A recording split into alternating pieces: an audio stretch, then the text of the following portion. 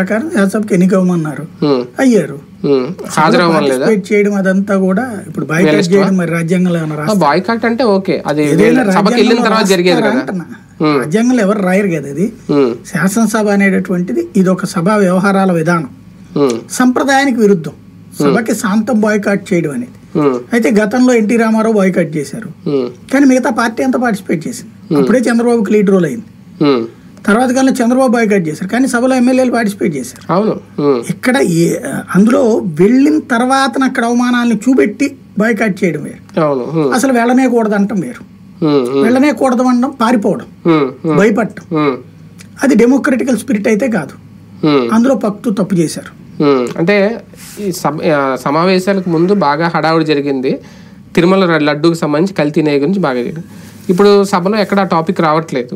ఒకవేళ ప్రతిపక్షం ఉండుంటే దాని మీద ఒక వాయిదా తీర్మానం ఇచ్చుండేవారేమో, దాని మీద చర్చకు పట్టుబట్టి ఉండేవారేమో. ఇంతకుముందు టీడీపీ కూడా అలాగే కొన్ని అంశాల మీద చర్చకు పట్టుబట్టినప్పుడే కదా వీళ్ళని సస్పెండ్ చేసిన, వాయిదాలు వేసిన తమ్మినేని సీతారాం గారు చేసింది.